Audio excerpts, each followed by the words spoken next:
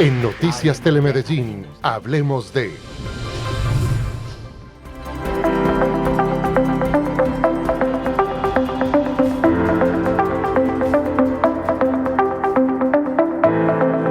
¿Qué tal? Muy buenas noches. Como de costumbre, es un placer saludarlos en esta conversación semanal. Hablemos con temas importantes para la región, para la ciudad, pero también para el país. Esta noche tendremos un tema que atañe a toda Colombia, pero sobre todo a la región antioqueña. ¿Qué les parece si revisamos, antes saludando a Susana Lancheros, mi compañera de set, los titulares del día? Susana, buenas noches. Hola Andrés, ¿qué tal? Muy buenas noches a ustedes. Gracias por acompañarnos aquí como cada jueves en Hablemos de. Así es, tenemos un tema de importancia nacional que vamos a analizar aquí con varios expertos, con varios invitados, pero antes vamos a revisar algunos de esos hechos más importantes relacionados con nuestro tema para hoy.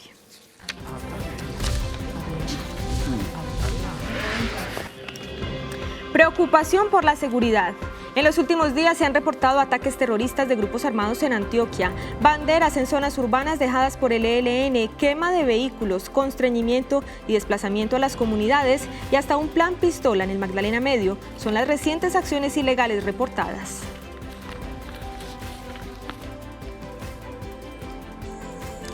Expansión de los grupos armados. El estudio de calidad de vida Antioquia Cómo Vamos reveló que en el departamento aumentó la presencia de grupos armados en los últimos años. Ahora el Clan del Golfo tiene presencia en el 53% de los municipios, el ELN en el 26%. Cartel de los más buscados. La Gobernación de Antioquia ofrece hasta 400 millones de pesos de recompensa por información que permita la captura de los 4 principales cabecillas del ELN en el departamento y hasta 100 millones de pesos por otros 4 líderes de esta guerrilla que ha expandido sus acciones criminales.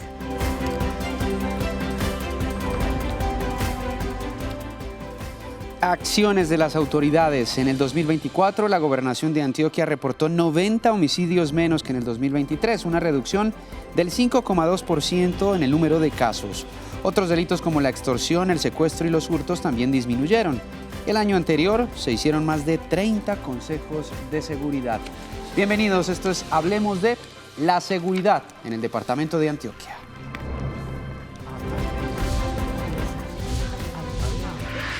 En Noticias Telemedellín, hablemos de... Bien, ahí teníamos entonces algunos hechos relacionados con ese impacto en la seguridad recientemente en el departamento por parte de los grupos armados, pero como siempre comenzamos esta conversación con ustedes, con nuestros televidentes. Estuvimos haciendo un sondeo en las calles y les preguntamos cuál cree usted que es la principal causa del avance de los grupos armados en Antioquia. Estas son algunas de las respuestas. Eso es descuido de todos los gobiernos, siempre ha sido así. Porque hay mucha delincuencia. Por la alcahuetería, porque es que la mayoría de jóvenes no trabajan, entonces quieren vivir así colgados, entonces eso es lo que pasa, atracan a la gente y quieren vivir bueno y sabroso y tirando vicio, por eso es que los grupos se arman. Falta de autoridad, hace falta mucha autoridad, especialmente del gobierno central pues. Porque la gente directamente se dedica a robar o a hacer daños por falta de pan que llevarse la boca. Por culpa del mismo presidente, de tanta alcahuetería del mismo. Haber hecho él tantas cosas con la delincuencia, que él mismo está alcahueteando la delincuencia. En Noticias Telemedellín, hablemos de... Muy bien, esa es la opinión de los ciudadanos, sobre todo en una semana convulsiva como esta en materia de seguridad para varias subregiones del departamento de Antioquia, entre otras el norte del departamento y el Magdalena Medio. Pero este es el momento para presentar a nuestro primer invitado de esta noche, de este programa Hablemos de... Hernán Cadavid, representante de la Cámara por el departamento, por el Centro Democrático. Muy buenas noches, bienvenido, gracias por estar con nosotros en esta conversación. Andrés, a ustedes, Susana, muy buenas noches, y a la audiencia, que un tema que además siento que es la mayor preocupación de los colombianos, por supuesto de los antioqueños actualmente. Representante, ahí escuchábamos a la gente. ¿Faltó algún factor? Creo que ellos han identificado muy bien los pilares principales que hoy son la causa del problema de la seguridad en el país. En mi opinión, fundamentalmente, una desatención de la política de seguridad, que además no es de izquierdas o de derechas o de partidos, sino que la necesitan todos los ciudadanos. Y segundo, una incorporación de una visión de un modelo de paz sobre la base de la prebenda a los delincuentes.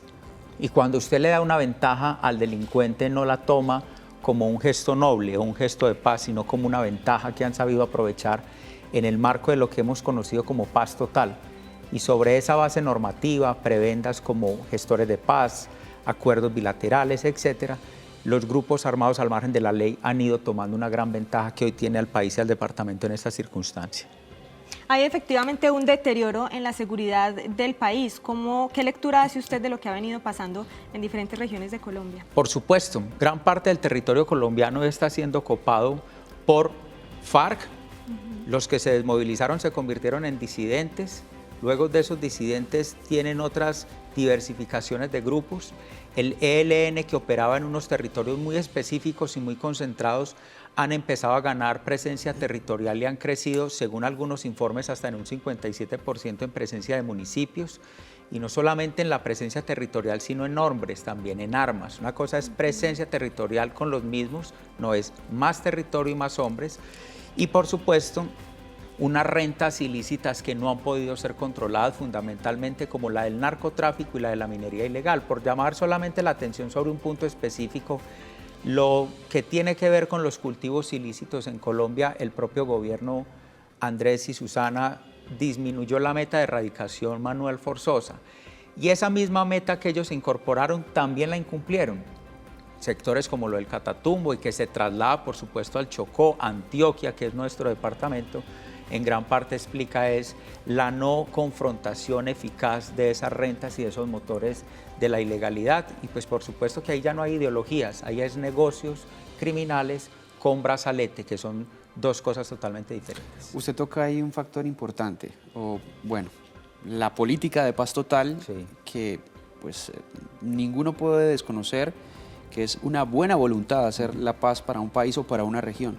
Pero ¿qué tanto ha fortalecido esta política un poco laxa, si se quiere, del gobierno nacional con los grupos armados, la presencia de esos grupos insurgentes en el departamento de Antioquia, por ejemplo? Muchísimo, la consecuencia es total y directa. Por ejemplo, cuando estábamos en el Congreso de la República y llevaron lo que denominaron política de paz total, que no es más que la prórroga a la ley de orden público, dijeron dos o tres cosas que nosotros dijimos, esto es gravísimo. Primero, una figura de acuerdos parciales. ¿Eso qué quiere decir? Que las negociaciones parciales entre los gobiernos o el gobierno actual y las guerrillas, en este caso el ELN de manera puntual, aun cuando no suscribieran un acuerdo de paz, ese acuerdo parcial tendría que ser incorporado como política de Estado. ¿Qué dijimos nosotros? Pues ustedes lo que están armando es un cogobierno desde las armas. ¿Cómo así que alguien todavía en armas me puede dictar qué tiene que hacer un mandatario local? Eso fue un gran primer error. El segundo, la figura de los llamados cese bilaterales al fuego fue nefasta, que no era más que decirle, ustedes guerrillas continúen en sus actividades, pero el ejército no los va a atacar. Entonces, mientras se suponía ninguno de los dos se atacaba mutuamente, esas guerrillas sí continuaban ganando poder territorial, reclutamiento de menores, más rentas ilegales, y el ejército no podía atacarlos porque estábamos en presencia de un cese bilateral del fuego, que además iban siendo prorrogables. Es como cuando usted deja al niño suelto en la casa y le da permiso de que haga lo que quiera. Llevo el ejemplo, usted dejó suelto a estos grupos criminales y se tomaron toda la ventaja. Hablemos puntualmente del ELN, porque ha sido, digamos, que el más polémico por todo lo que ha pasado en el país, por todo lo que ha pasado en el Cauca, por ejemplo. Sí. Y si se quiere, todas las vidas que le ha dado el gobierno, nadie entiende cómo siguen sentados a la mesa. Claro, eso es uno además de los reclamos que le hicimos no solamente al gobierno, sino a la Fiscalía General de la Nación, que por decisión de la otra figura que permite las mayores ventajas al ELN, que son los gestores de paz, pues simplemente es el levantamiento de las órdenes de captura. Continuaron delinquiendo, los encontraban, los capturaban y decían, yo soy gestor de paz, usted no me puede capturar. Entonces se convirtió en un blindaje jurídico también por decisión del gobierno nacional. ¿Qué pasa con el ELN? Una guerrilla absolutamente compleja, dedicada de manera exclusiva a los negocios ilícitos, droga, minería ilegal, extorsión, que lleva más de 35 años negociando con todos los gobiernos nacionales que ha habido en los últimos 30 años en Colombia, inclusive más, y simplemente su decisión es la de siempre, mantenerse en las armas porque ellos tienen una convicción de restitución del Estado. Ellos no conciben el Estado como hoy existe. Entonces, mientras esa rigidez ideológica en teoría avanza, pues por supuesto que su dedicación principal se llaman las rentas ilícitas, el narcotráfico, la minería ilegal y en consecuencia la extensión con las ciudades principales. En Medellín tienen presencia, por supuesto que tienen infiltración en las universidades, tienen un gran componente urbano. Esa presencia de la banderita en la vía Copacabana, que si el Retiro, que si no sé dónde, más allá de causar un daño, lo que causa es esa zozobra en la población y ellos saben muy bien por dónde caminan en esa materia. Representante, no es una lucha de ideologías. Ahí usted nos menciona varios factores, minería ilegal, narcotráfico, justamente es como la principal causa de esta disputa que se puede estar dando. Así es. Yo, por ejemplo, revalúo la condición de actores políticos de todos esos grupos. No puede ser que la decisión discrecional de un gobierno diga que una guerrilla le parece que tiene condición o connotación política y la otra no.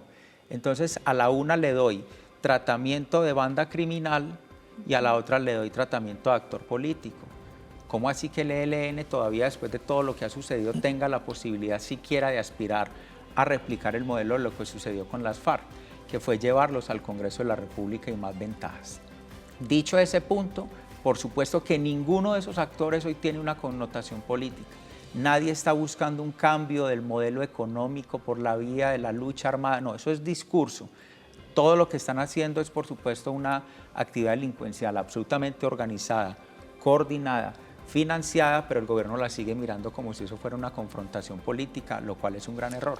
Incluso con algunas declaraciones polémicas, ¿no? Esta semana escuchábamos al ministro saliente de Defensa decir que estamos sobredimensionando un poco los medios de comunicación y también la población en general, la situación de seguridad. ¿Usted qué opina de una opinión como esa? Pues yo creo que es por lo menos insultante y bastante demostrativa de la desconexión que existe en la visión del gobierno sobre lo que realmente está pasando. ¿A quién se le ocurre pensar o decir, bueno, al ministro saliente y al gobierno, que lo que está sucediendo son unos hechos aislados? No son aislados. Nosotros tenemos el desplazamiento más grande de los últimos años en el Catatumbo, con más de 37.000 personas. Tenemos un departamento paralizado como es el Chocó, aquí apenas a 2 horas y media o 3 de nuestra frontera departamental con Antioquia.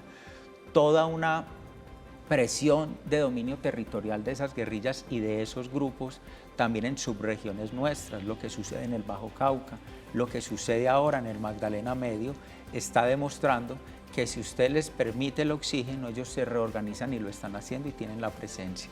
Por supuesto que gran parte de la responsabilidad de esto ha sido del gobierno nacional en este sentido. Andrés y Susana, nosotros nos hemos dedicado a buscar en detalle, con cifra en mano, cuántos fueron los miembros de la fuerza pública que se retiraron voluntariamente del 7 de agosto a la fecha, y son 23.600 miembros de todas las fuerzas, Ejército, Policía, Armada, Fuerza Aérea. Y preguntamos también y quisimos llegar al fondo de cuántos miembros oficiales han retirado de manera discrecional, ya no retiro voluntario, sino por decisión discrecional del Gobierno Nacional, son 656. Gran parte de ese componente de los que pertenecen a los cuadros de inteligencia.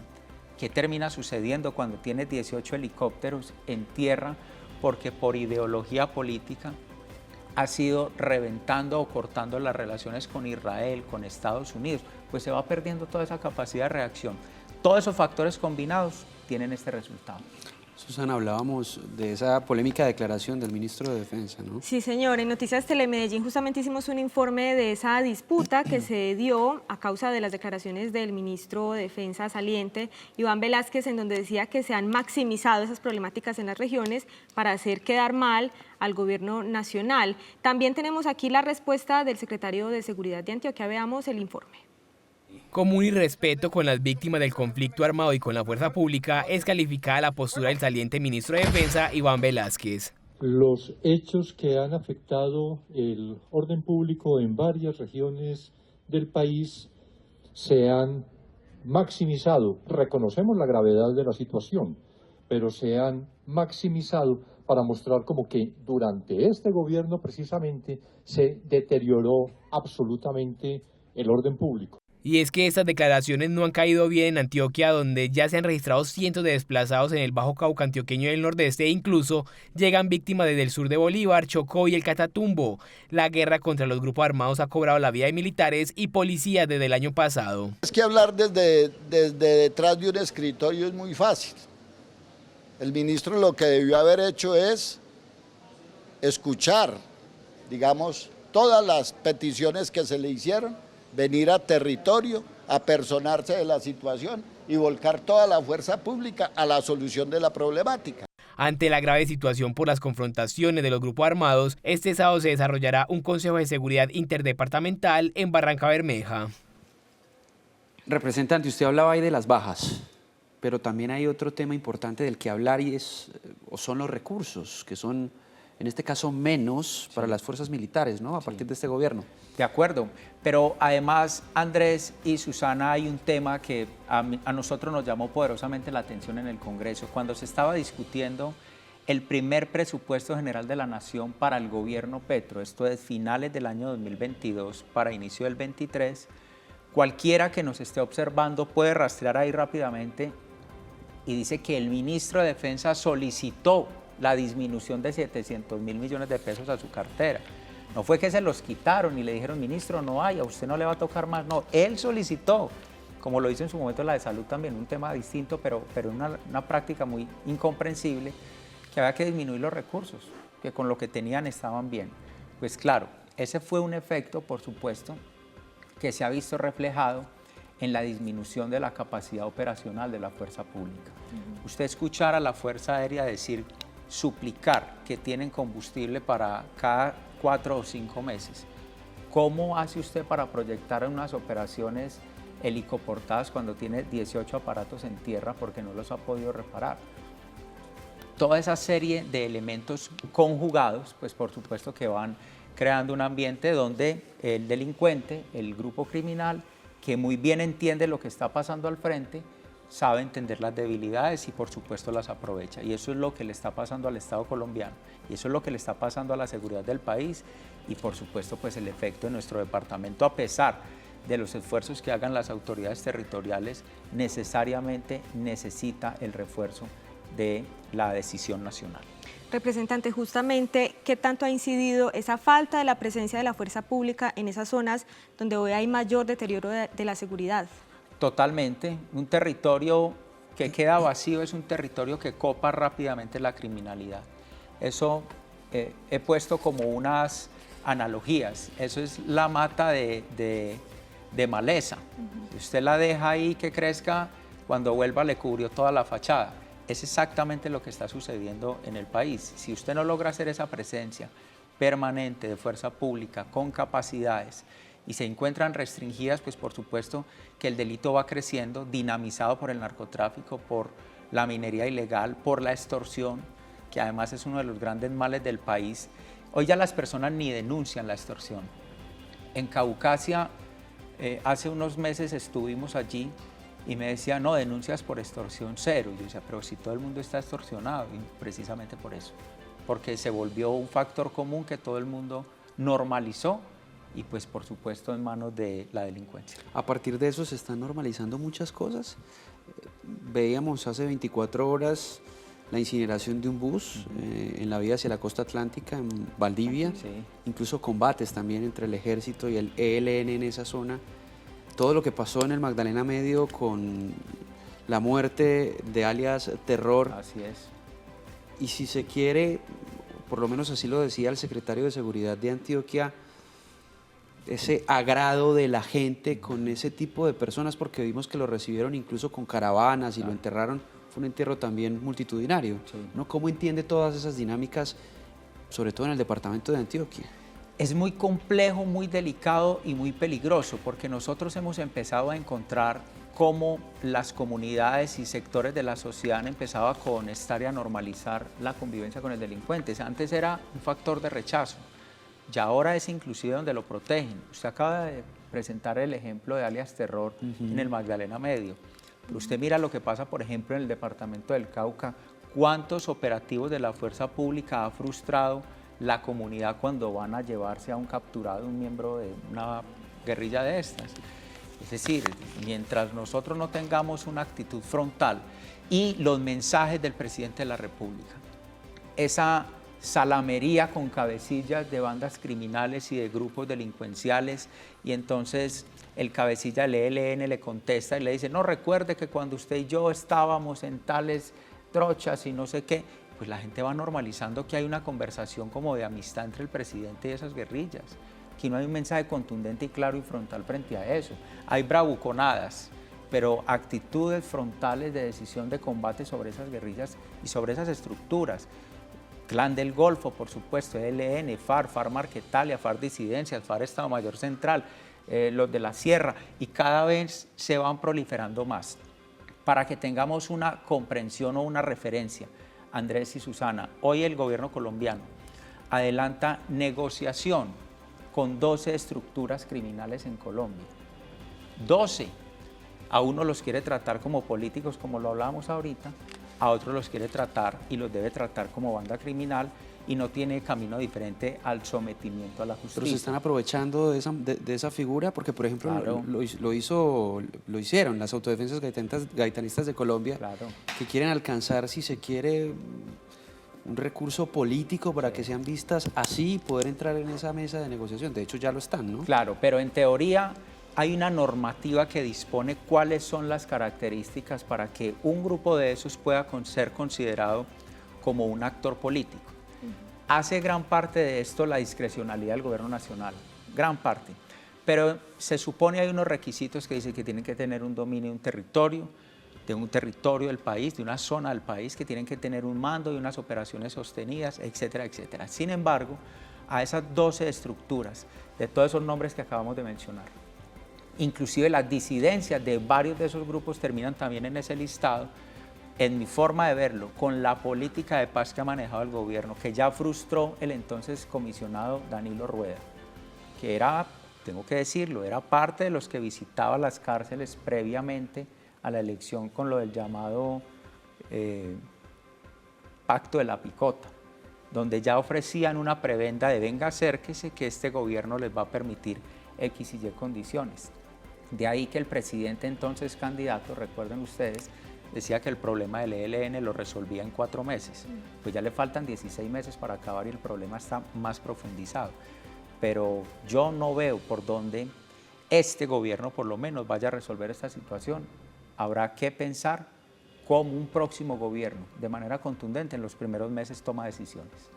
Representante, ¿qué le parece si volvemos al tema de alias Terror, lo que pasó en Puerto Triunfo después de que fuera dado de baja? Se habla de constreñimiento por parte del Clan del Golfo hacia la comunidad.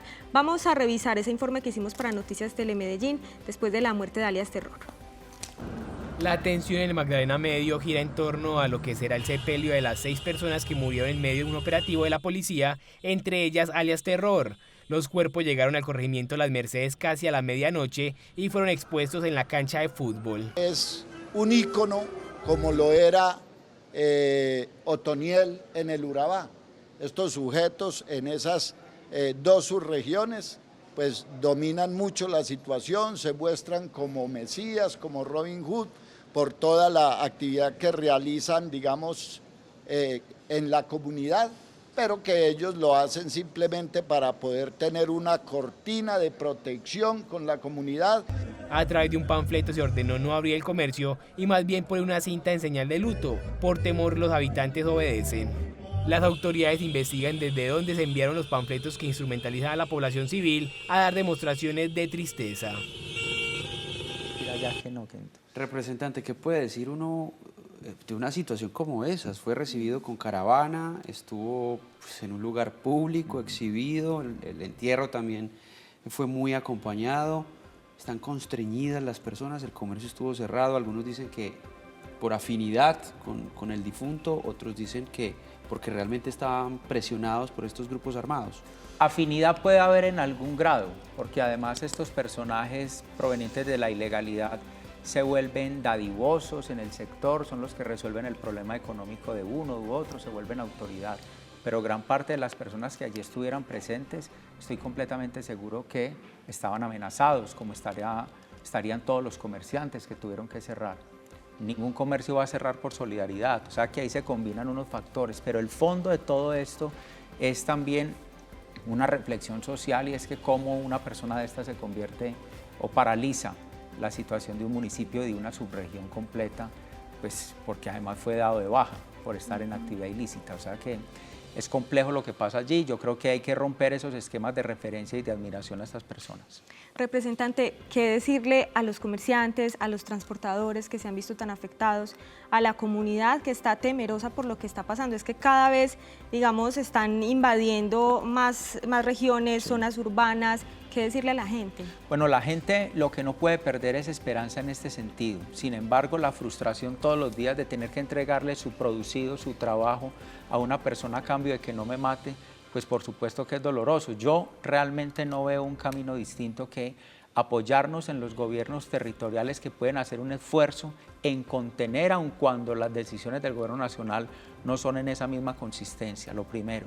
Y lo segundo, brindarle un apoyo institucional a la fuerza pública. La fuerza pública no es del gobierno actual, ni será el del futuro, ni fue el del anterior. La fuerza pública es institucional y nosotros tenemos que en momentos de crisis acompañarlos para que puedan reaccionar con sus capacidades de la mejor manera posible en cuanto tengan la oportunidad de ser comandados como corresponde, pues porque hoy no lo están siendo. Hoy usted no ve un presidente de la República que debería ser el primer soldado, primer policía al pie, señalando, diciendo, haciendo, este es el que hay que capturar, por este es el que hay que ir, sino todo lo contrario. Entonces, en ese sentido, yo creo que acompañar y rodear institucionalmente. Representante, y ya por último, preguntarle también qué esperar del nuevo ministro de Defensa, de un ministro con una trayectoria militar, ¿qué puede pasar? Yo quisiera pensar que va a salir bien, que darle la oportunidad a una persona que conoce la fuerza pública, que conoce el estamento militar, que respeta por lo menos a los miembros de la fuerza pública, pero hay un gran problema. El inconveniente mayor no es de ministros, el inconveniente mayor es de el comandante en jefe, que es el presidente de la República. Por eso tantos han cambiado, tantos ministros en otras carteras. Si la visión de seguridad del presidente de la República es la de restricciones, la de connivencia, la de seguir otorgando privilegios, la de permitirle a esas guerrillas, a esos grupos continuar, puedes poner el ministro de Defensa que consideres y las situaciones difícilmente van a cambiar. Hay retraso en seguridad, pero hay retraso también con las fuerzas militares, es decir, le va a tomar tiempo al país recuperar esa sólida fuerza militar que en algún momento tuvo, con una fuerza aérea pues muy fuerte, con un ejército también muy consolidado, incluso como ejemplo para otras fuerzas armadas del mundo, con una policía que tuvo los mejores policías del mundo. ¿Qué va a pasar a futuro? Yo creo que hemos retrocedido mucho. Mucho, Andrés, pero además yo creo que hay 3 elementos puntuales que hay que resolver. Primero, reincorporarle al miembro de la fuerza pública su garantía de estabilidad jurídica. La segunda es reincorporar a muchos de esos miembros que fueron expulsados de la fuerza pública de manera injusta. Esa capacidad hay que recuperarla. Y la tercera, pues por supuesto, reincorporar también esa colaboración que se tiene con Israel y Estados Unidos, los principales socios en materia de acción y defensa de la seguridad nacional. Entonces yo creo que ahí hay 3 elementos por los cuales ir puntualmente, apenas termine este gobierno, que faltan 16 meses. Es decir, el próximo gobierno tiene que tener la certeza y la claridad de lo que va a llegar a ser. Llámese como se llame, quien sea que gane la presidencia de la República. Y nosotros tendremos que acompañar a quien avance en un camino de esos. De lo contrario, el deterioro de la fuerza pública pues va a seguir avanzando a grados que puedan ser irrecuperables, y eso es lo que no se puede permitir. Bien, ahí estaba Hernán Cadavid, representante a la Cámara por Antioquia. Representante, muchísimas gracias por acompañarnos hoy. Muchas gracias a ustedes, Andrés, gracias. Y gracias a Telemedellín por permitir estos espacios, estos temas de conversación, y nos seguimos viendo. Gracias. Así es, vamos a hacer entonces una primera pausa y ya regresamos aquí en Hablemos de con nuestro tema para hoy, la seguridad en Colombia. Ya volvemos.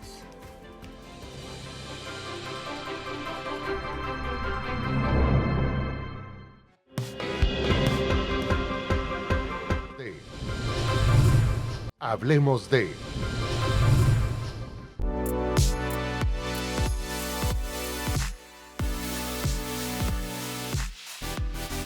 Continuamos Continuamos esta conversación aquí en Hablemos de, con nuestro tema para hoy, la seguridad en Antioquia o el deterioro de la seguridad en el departamento y en el país. Nuevamente hicimos un sondeo con ustedes, con nuestros televidentes en las calles, y les preguntamos qué creen ustedes que debería hacer el gobierno nacional para detener esta acción delictiva de los grupos armados en las regiones. Esto nos dijeron.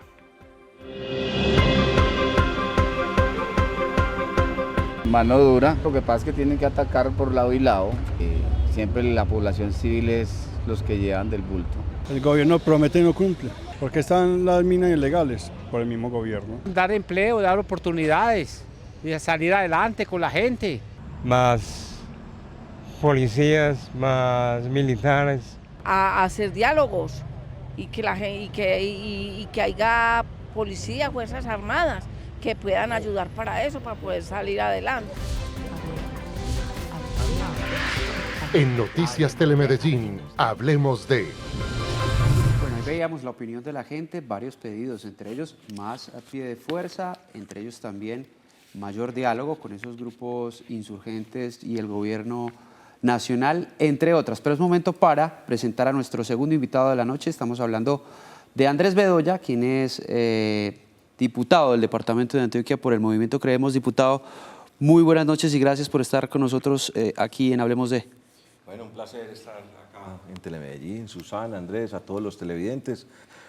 Un contexto de departamento y de país que tiene mucho de largo y de ancho para conversar sobre seguridad y bueno, ¿qué se viene? Que revisar con lupa el cumplimiento de los 17 meses que le queda a este gobierno. Bueno, diputado, desde Antioquia, ¿cómo está la seguridad en Antioquia? ¿Ustedes cómo ven en la Asamblea la seguridad de la región? Bueno, acá es importante contextualizar, acá hay un tema de cifras, las cifras están a la baja, el tema de homicidios, el tema de hurtos, pero la percepción de inseguridad crece. Entonces, acá hay unos temas puntuales que hay que atacar. Y eso también tiene que ver con el contexto en el que nos movemos. En el departamento de Antioquia, y lo decía una de las personas que se entrevistó como comentario ciudadano, tiene que ver con que estamos perdiendo el control del territorio. Y en Antioquia, por muchos esfuerzos que se hagan, hoy hay territorios sobre los cuales hoy no hay un control total por parte de la institucionalidad. Entonces, lo que estamos viendo en los últimos días de las banderas del ELN en el departamento y cada vez más cerca de la capital, como fue en El Retiro y en Copacabana, llevan a una percepción de inseguridad, que eso va muy ligado a que tenemos que hacer un trabajo muy articulado con la fuerza pública, con los alcaldes, con el gobernador y el gobierno nacional. Y ahí es donde muchas veces la sintonía no existe porque son dos visiones de seguridad muy distintas, la local y departamental y la nacional. ¿Qué hace falta, diputado, para que eso no pase, para que no lleguen hasta las capitales, para frenar el accionar de estos grupos armados y pues el temor que siente la ciudadanía? Cada vez que pasa un día más del gobierno de Gustavo Petro, ellos se van a sentir mucho más fuertes porque se sienten respaldados. ¿Por qué? Porque no pasa nada, porque la fuerza pública, el ejército, la policía, hace lo que le corresponde. Pero si están en los diálogos con el ELN, porque si nombran los gestores de paz, porque acá no hay control desde el nivel central, pues en los territorios va a ser muy complejo tener esa capacidad de respuesta. Hoy la percepción de que el ELN fue un enano que se creció, porque pues últimamente vemos que realmente el Clan del Golfo y el ELN son esas fuerzas delictivas las que están controlando los territorios, pues hoy hay que hacer algo, y ese que hacer algo tiene que ser con articulación y con directrices desde el gobierno nacional, porque si la Policía Nacional y el comandante en jefe de la policía, que es el presidente de la República, no actúa, va a ser muy complejo que tengamos autoridad y que tengamos unos territorios en los cuales los ciudadanos se sientan tranquilos. Pero, ¿cómo trabajar desde las regiones? Porque durante lo que va del gobierno de Petro, pues se ha visto que, digamos, esa autoridad no está tan consolidada, si se quiere, y más bien ha sido permisivo el tema con la política, por ejemplo, de la paz total con esos grupos insurgentes, incluso ganando territorio en subregiones del departamento de Antioquia, eso sin nombrar otras regiones, otras subregiones del país? Pues la solución es un trabajo articulado desde lo local y desde lo regional. ¿Por qué? Acá la política de paz total va siempre enmarcada en que los delincuentes merecen una segunda oportunidad y al merecer una segunda oportunidad, hoy son gestores de paz. ¿Gestores de paz de qué? Esto queda evidenciado que el pacto de la picota que tanto denunciamos en campaña presidencial sí existió. O sea, hoy se habla de que estamos en un concepto de paz total, pero la paz total es impunidad total, que no hay quien controle los territorios, que los territorios están siempre cooptados por ellos. ¿Qué es lo que se tiene que hacer? Respaldar fuertemente la policía y el ejército para poder que la moral no se baje, para que aguanten, porque en términos prácticos, la ciudadanía hoy ¿qué ve? Que no hay suficiente pie de fuerza, que hay menos policías de los que había hace años, pero también que no hay recursos, que no se invierte en tecnología. Lo único que se hace es hablar, pero no se hace. Entonces, con la llegada de este comandante, con este ministro de Defensa nuevo, uno que espera que haya mayor cercanía con tanto policía, fuerza aérea y el ejército, para poder que tengamos la posibilidad de que esa institución soporte lo que falta del gobierno de Petro para poder que en el 2026 rodeemos a la persona que llegue para sacar adelante este país, porque hoy los temas de seguridad están desbordados. Catatumbo, Chocó y lo que estamos viendo en Antioquia, la minería ilegal está disparada. ¿Y eso es de quién? De los mismos delincuentes del ELN y del Clan del Golfo. ¿Y quién los controla? No hay instrumentos para controlar eso que está pasando en el departamento. Diputado, pero vuelvo sobre lo mismo. O sea, desde las regiones se pueden echar a andar, a caminar políticas públicas y voy al tema, por ejemplo, de la tasa de seguridad propuesta por el gobernador de Antioquia, que es pensada un poco en la seguridad de las 9 subregiones del departamento. ¿Eso va a ayudar en algo la seguridad de la región? Andrés, es importante ese tema, porque el propósito de lo que se quiere hacer con la tasa a la energía para la seguridad es totalmente necesario y viable.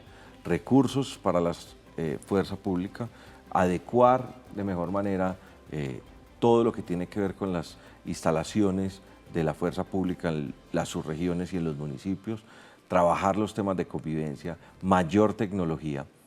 Con eso estamos totalmente de acuerdo y creo que esa es la salida. En lo que nosotros no estábamos de acuerdo, y ahí me salgo un poco del tema, era en el cómo se iba a financiar.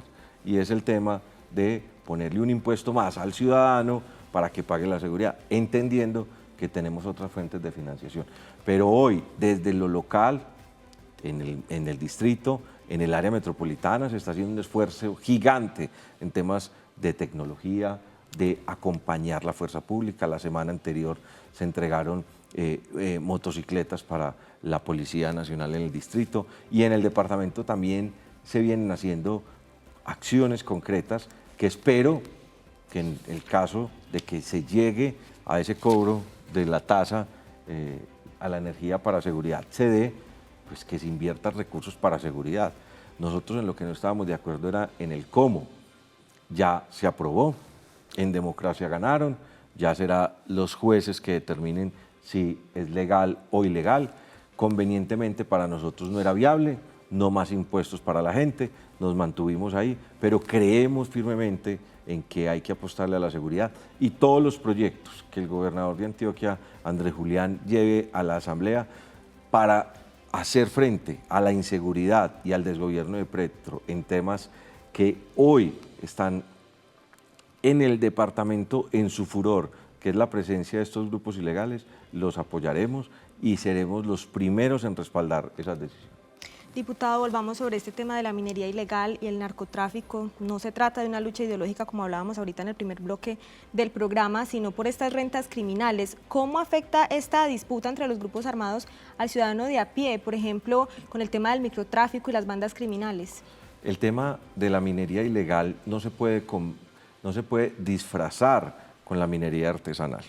Entonces, ahí llegamos a que existen unos tipos de mineros, los artesanales, los ancestrales, los bariqueros, pero eso es una minería artesanal y es personas que viven de la minería en algunas subregiones del departamento. Pero esto no tiene nada que ver ni con dragas, ni con retros, porque esto ya es una minería ilegal, que a esto hay que hacerle el frente. A esto hay que buscar la forma de hacerle un frente. Pero ¿quién le va a hacer frente si son los mismos aliados del gobierno nacional, que son estos grupos al margen de la ley, que son los que hacen esa minería ilegal y que son con los recursos que se financian estos proyectos políticos? Entonces, hoy la minería ilegal es un tema que está atacando muy fuerte el departamento y que creo que hay que hacer algo. Nosotros hoy como departamento no tenemos ni las competencias en temas ni de titulación, ni todo lo que tiene que ver con el cómo se desarrollan esos proyectos, o sea que hoy todo está centralizado. Y el tema del microtráfico, aquí hay que respaldar esas posiciones en donde se incauten extinción de dominio de esas propiedades, en donde en el departamento, como lo ha hecho el señor gobernador, tengamos la posibilidad de mandar mensajes contundentes. Nosotros tenemos que buscar la manera de que en esos territorios se combata el microtráfico, pero todo eso es una cadena, desde el microtráfico, la minería ilegal, todo lo que tiene que ver con extorsión, con las vacunas, con los pagadiarios. Hoy no hay control, el control del territorio está en manos de los ilegales. Diputado, muchos de esos delitos que usted menciona tienen lugar y se han hecho como normales en algunas subregiones, puntualmente Norte y Bajo Cauca. Ya hablábamos de la minería ilegal, del microtráfico, de la extorsión, entre otras. ¿Ustedes qué visión tienen de lo que es la seguridad hoy en puntos particulares del departamento, como por ejemplo Valdivia, como por ejemplo Tarazá o Caucasia, en esas dos subregiones? En estas subregiones de tanto el norte como el Bajo Cauca, el tema de la minería ilegal y el tema específicamente de la presencia del Clan del Golfo y del ELN en lo que tiene que ver con la apuesta de adueñarse de ese territorio, cobrando vacunas, microtráfico, y fuera de eso son los dueños de todo lo que sucede con la minería ilegal. Ese tridente peligroso en estos territorios se está convirtiendo en un tema muy crítico. Pero ojo, no podemos echar de lado lo que está pasando en el suroeste. Las cifras más altas de homicidios en el departamento de Antioquia, proporcionalmente, están en el suroeste, más que en el área metropolitana, proporcionalmente. Entonces ahí, ¿qué es lo que está pasando? Esas disputas territoriales tienen que entenderse hoy como están desesperados por acomodarse en estos 12 meses, 14 meses que le queda de legitimidad a este gobierno, si tiene algo que no lo tiene, para poderse acomodar y poder volverse esos patrones, esos jefes en esos territorios antes de que se salga su aliado de la presidencia. O sea, el movimiento hoy es horrible, la inseguridad en términos de percepción es muy compleja. Lo que pasó esta mañana en la vía al mar, en Valdivia, la costa, pues es sin precedentes, en lo que está pasando. Eso, creímos que eso había quedado en el pasado y no pasa nada. Todos seguimos como, sí, hoy hay una realidad y es que no hay una cabeza visible en términos de seguridad en el país y Antioquia no es ajena a eso y hay que respaldar todas las acciones de la institucionalidad en lo que tiene que ver con enfrentar directamente estos grupos ilegales que están siendo acolitados por el gobierno nacional. Diputado, ¿qué le parece si para tener un poco de contexto revisamos un informe que hicimos para Noticias Telemedellín de esas disputas en el Bajo Cauca antioqueño y cómo ha impactado esto a la comunidad? Aquí tenemos los detalles. El eco de las ráfagas retumbó en las montañas cerca del sector La Paulina. Luego de que tropas de la Brigada 11 del Ejército Nacional llegaron hasta este lugar de Puerto Valdivia a tomar el control después de la quema de un bus de la empresa Conorte. Nosotros necesitamos primero colaboración de la ciudadanía. Es claro que allí hay un componente terrorista que delinque de civil y que le pasa permanentemente información a los criminales del ELN que se rehúsan a combatir permanentemente al ejército. El ejército ayer sostuvo unos enfrentamientos con ellos, pero son muy inusuales. Ellos están dedicados a cometer actos de terror y el terror se combate es con colaboración de la ciudadanía. Esto obligó al cierre por varias horas de la vía Medellín-Caucasia. Aún así, las personas insisten en viajar. Sí, un poquito, pero llevo la confianza en Dios, que no va a pasar nada. Sí. ¿Viajan tan tarde? Porque mi mamá estaba hospitalizada y le dieron salida, pues decidimos irnos enseguida para la casa. Para la Asociación de Transportadores de Pasajeros, esta es una de las vías más peligrosas del país. Del 2024 a la fecha, 7 vehículos han sido quemados. Reiteramos nuestro llamado de atención a que el Ministerio del Interior y Ministerio de Defensa garanticen la seguridad para nuestros usuarios y nuestros conductores. No podemos permitir que la zozobra y el miedo se apodere nuevamente de este importante corredor vial. Según la Personería de Valdivia, una persona ingresó al hospital por aturdimiento a causa de una explosión en el sector de La Paulina. Bueno, hemos hablado, diputado, ampliamente de lo que son esas repercusiones de la violencia y de esta violencia de grupos armados para la población civil. Pero ahí en ese informe veíamos a los transportadores.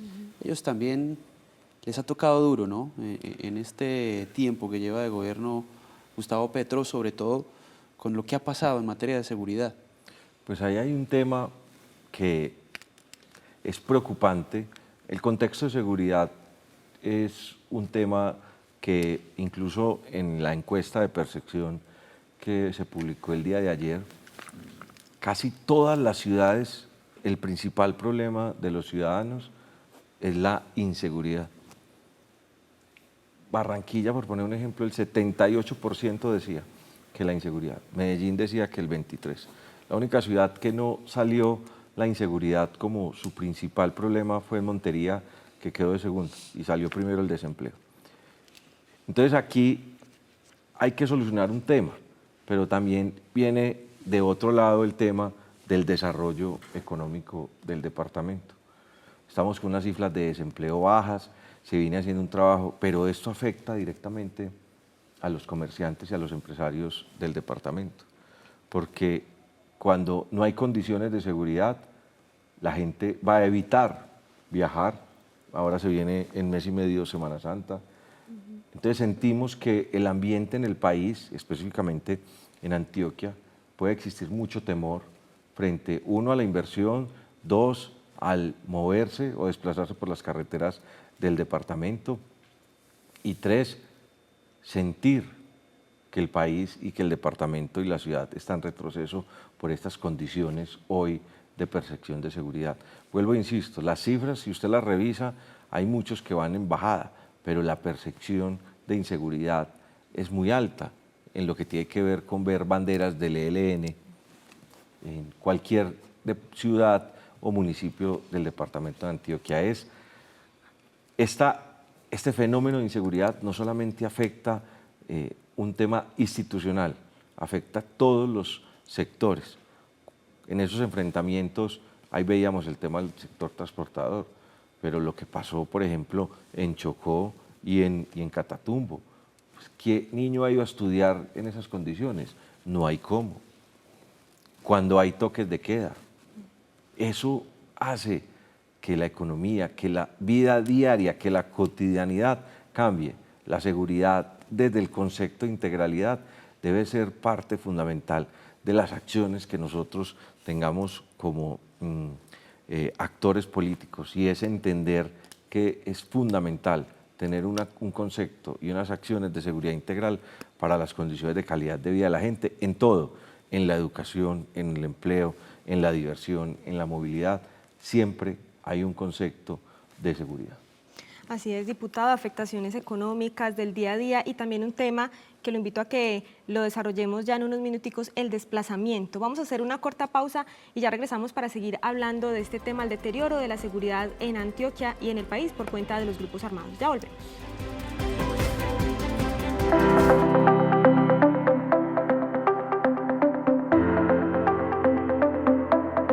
Hablemos de... Hablemos de...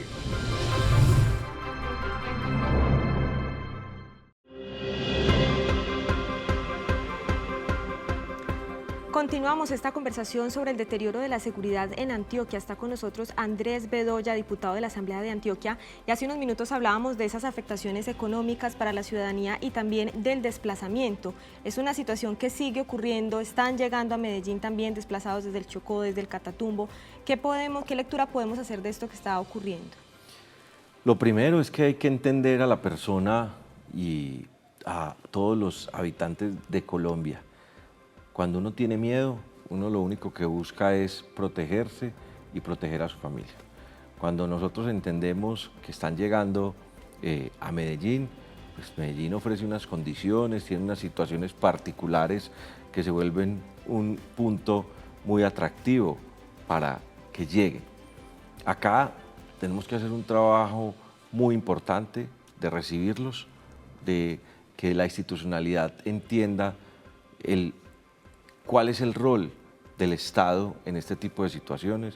Las cifras vienen creciendo alarmantemente, porque no solamente son del Chocó, del Catatumbo, sino de muchos municipios del departamento de Antioquia, donde hoy la gente no se siente segura.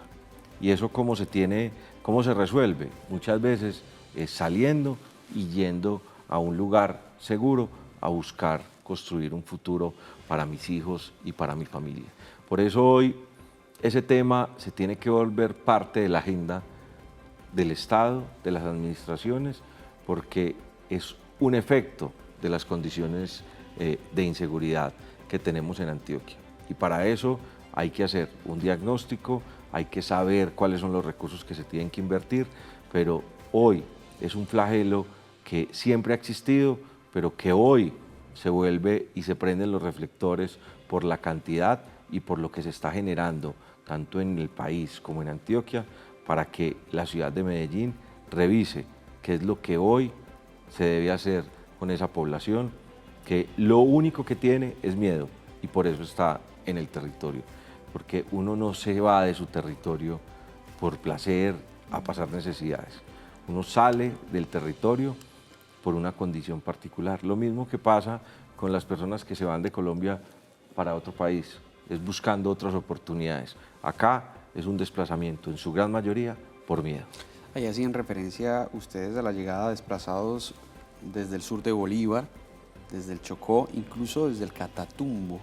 ¿Cómo entender que todavía no haya recursos por parte de la unidad de víctimas, que todo ese peso, si se quiere, le esté tocando, en este caso puntual, a Medellín, y que desde la unidad de víctimas, desde la Dirección Nacional de la Unidad de Víctimas, desde el Gobierno Nacional, todavía no se haya desembolsado recursos para atender a todas esas personas que hoy pues padecen del desarraigo? Esa pregunta, Andrés, da para mucho, y es la primera pregunta que tenemos que hacernos es ¿dónde está la plata del Gobierno Nacional? Es el presupuesto en la historia más alto y para todo dicen que está desfinanciado. A los pelados del ICETEX les dijeron que no hay plata porque los políticos tumbaron una reforma tributaria. Yo creo que sí hay plata, lo que hay que saberla es invertir. Y no solamente va a pasar con el tema de desplazados, el tema de la seguridad. Yo creo que aquí en Telemedellín han registrado lo que está pasando en Río Negro. No hay recursos para la alimentación de los niños por parte del ICBF. Entonces, ¿dónde están los recursos? Ahí es donde es el mensaje. Y uno no hace oposición solamente por hacerle oposición, es porque hoy no hay ni gestión ni ruta O sea, llevan 2 años y medio diciendo cómo lo van a hacer y no han hecho nada. Y les queda año y medio y tampoco se ven las acciones porque dicen que no hay recursos. Con relación al tema de la unidad de víctima, pues hoy todo está dado para una buena atención, pero la respuesta es no hay recursos. Lo estamos viviendo en las zonas rurales del departamento. Agrosavia, una entidad del gobierno nacional, no les pagan hace más de 2 meses. Y entonces, ¿dónde están los recursos? Entonces, acá también hay que hacer un análisis, es el mayor presupuesto en la historia. Supuestamente, un gobierno que no tiene hechos, actos de corrupción, pero dicen que no hay plata. ¿Quién ha visto en qué ha invertido el gobierno de Gustavo Petro en estos 2 años y medio los billones de presupuesto? ¿Dónde está la plata? Es la pregunta que tenemos que hacernos, porque la inversión en los territorios y en esa Colombia profunda que ellos llaman, no han invertido nada. No se ve la primera obra, no hay nada que el gobierno hoy pueda mostrar como un gran logro en términos de inversión. Entonces, para los desplazados, mucho menos van a haber recursos. Bien, ahí quedan entonces esos cuestionamientos. Diputado, gracias por acompañarnos hoy en Hablemos de y por mostrarnos un poco ese panorama de seguridad en el departamento. Bueno, no, un placer haber estado acá, a Susana, Andrés, a todos los televidentes. Y el último mensaje, en términos no solamente de seguridad, sino en términos como ciudadanos, como antioqueños, hay que aguantar para poder salir y que cese esta horrible noche en el país. Un abrazo para todos. Andrés, diputado, muchas gracias. Susana, muchas gracias. A ustedes también, buenas noches, feliz noche y nos vemos dentro de 8 días con una nueva conversación aquí en Hablemos de.